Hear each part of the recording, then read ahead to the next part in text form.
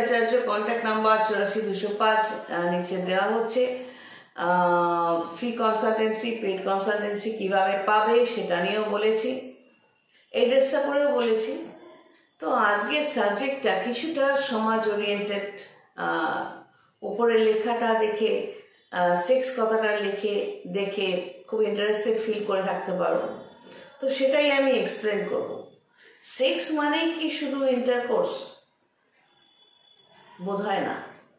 সেক্সের অনেকগুলো ছড়িয়ে ছিটিয়ে ব্যাপার আছে। কিরকম? আমি নিজেও ছোটবেলায় ফেস করেছি। বাবার বন্ধুর নাম করে অনেকে আসতো। আত্মীয়দের মধ্যে ধরো ছেলে আত্মীয়, তাদের কত জনকে দেখেছি, ভাইয়ের বন্ধুদের দেখেছি, দাদার বন্ধুদের দেখেছি, আজকালও দেখি। যেমন সেদিনও আসছিলাম, একটি মেয়ে শাড়ি টাড়ি পরেছে, ওই 20-22 বয়স হবে। তো কাকু জেঠু স্থানীয় কেউ একজন এখানটায় হাত দেখেই কেমন আছে তাকিয়ে দেখে চলে এলাম। অপোজিট সেক্স মানে ধরো বাবা গোত্রীয় যারা, তারা যখন কোনো বাচ্চা মেয়ের, আজকাল যেমন নতুন ট্রেন্ড হয়েছে, গালে কিস করছে, এখানে কিস করছে, এখানে কিস করছে, তো যারা ম্যাচিওর তারা জানো না এখানে এখানে এখানে কিস করলে কিরকম ফিলিংস হয়। আমিও ম্যারিড ছিলাম, তো আজকাল সবাই মোরালেস জানে, এর মধ্যে লুকোনোর কিছু নেই। এই ম্যাটারগুলো নিয়েও নিজেকে একটু শিক্ষিত করতে হবে। তো আজকে তুমি ইয়াং ছেলে মেয়ে, ভবিষ্যতে তোমার সন্তানের ব্যাপারেও তো তোমাকে এই ম্যাটারগুলো নিয়ে শিক্ষা রাখতে হবে, তাই না? দেখো, আমি আমার মতো দৃষ্টিভঙ্গি নিয়ে বোঝানোর চেষ্টা করে যাই, যা যতটুকু পারি। এবার আমায় গালাগালি দাও, ভালো বলো, আমার কপাল। এবার কোনো বাচ্চা হলো, মহিলারা কি দেখি, মেয়ে না ছেলে হলে নিচের জায়গাটা নাড়িয়ে দিয়ে এই কি, সেটাই কি ঠিক হতে পারে? ও বাচ্চা। আজকে যদি উল্টোটা হতো, কোনো লোক, বাবা কাকা গোত্রীয় কোনো লোক যদি একটা মেয়ের ওই জায়গাটা ধরে, প্রাইভেট পার্টটা ধরে নাটক মারত। অর্থাৎ এই ম্যাটারটা ঠিক না। যখনই দেখবে, যারাই দেখছো, সঙ্গে সঙ্গে অবজেকশন জানাবে। কে করছে তার দিকে তাকাবে না, বুঝতে হবে যে মানুষগুলো করছে তাদের এখানটা স্ট্রেইট, কোথাও একটা খাই, ওইভাবে খিদেটা ওইভাবে প্রকাশ করছে। Don't allow. ইয়াং বয়সে দেখছি বাবার বন্ধু সেজে, কি করছো? এসে মাকে বললাম, মা বলো এসব বলতে নেই, উল্টে মাকেই ধুয়ে দিতাম। এবার সেই বাবার বন্ধুদেরও যখন ধোয়াতাম, আমার বাবাকে বলতো আপনার মেয়েটাকে মানুষ করতে পারেনি।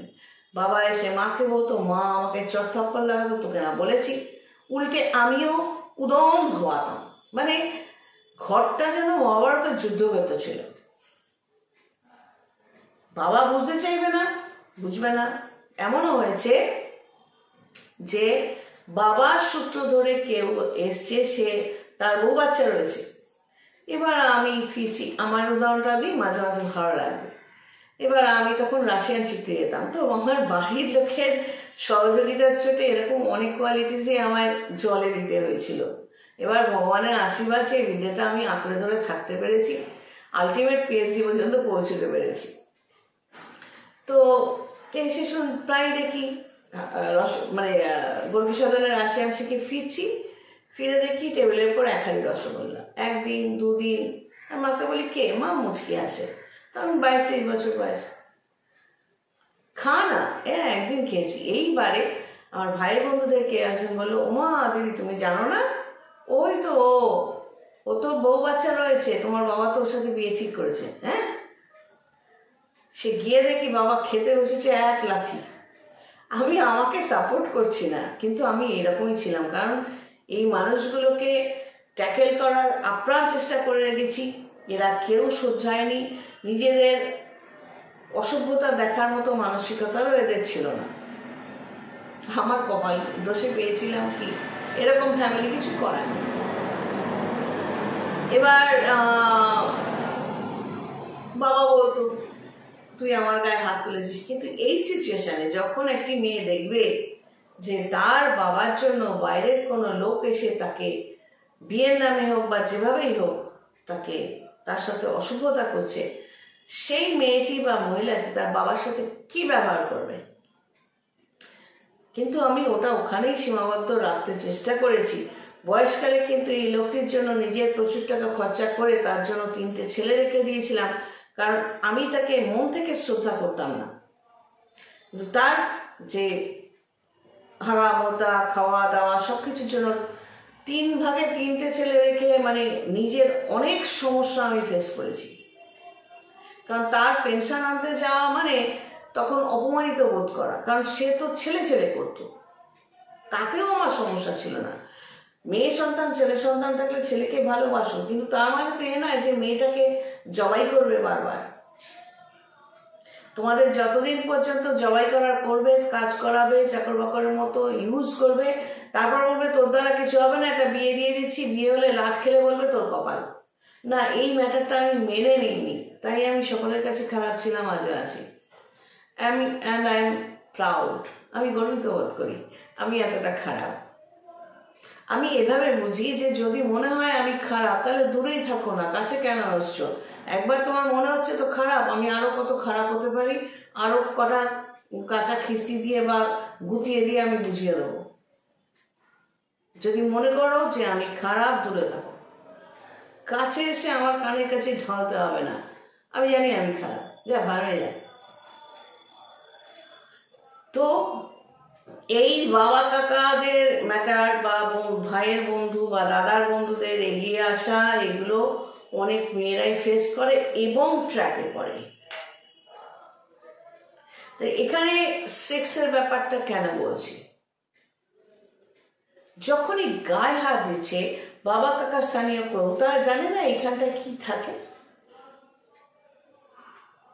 বলে দিচ্ছি, ব্রায়ের স্ট্র্যাপটা থাকে। ভাই তোমরা যদি ছেলে হও, তোমার মাও তো এই স্ট্র্যাপটা পরে, ব্রাটা পরে। শুনতে খারাপ লাগবে কেন? তোমার যদি বোন থাকে, দিদি থাকে, সেও তো পরে।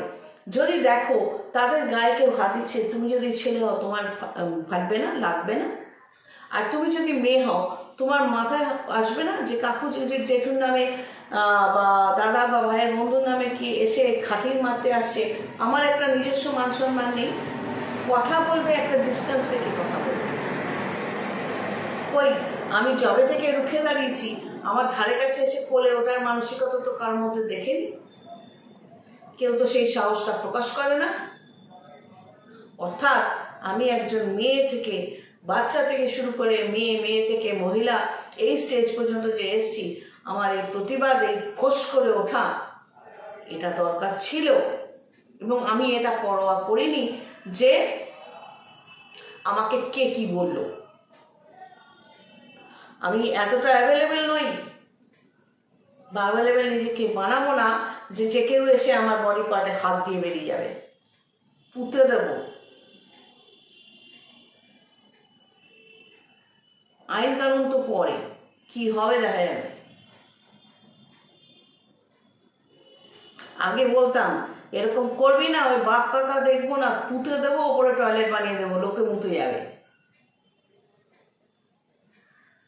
তো এই মান সম্মান বোধ, আত্মসম্মান বোধ আমার মনে হয় প্রত্যেকের থাকা উচিত। মেয়েদের কথা বললাম, এবার ছেলেদের কথায় আসি। ছেলেরা ছেলেদের সাথেও হয়, মা কাকিমা জেঠিমা গোত্রীয় যারা আছে, কি রে কি করছিস আজকাল, ব্যাস হাতটা একটু বুলিয়ে, বা কি মাসেল বানিয়েছিস, চোখের সামনে দেখা। কি এগুলো? মানে একটা ছেলে বলে তাকে যে কেউ এসে নাড়ি দিয়ে যাবে, তাকে সহ্য করতে হবে। কি না মা কাকিমা জেঠিমা গোত্রীয়, ওই সেকশনই নামান্তর খিদে। তবে কি জানো, কপাল গুনে আমি আমার বর খুব ভালো পেয়েছিলাম। আয়ুটা কম ছিল, রেজিস্ট্রি ম্যারেজ মানে পেপার দেখে বিয়ে, তবে আমি পেছিয়ে আসিনি, যা থাকে কপাল।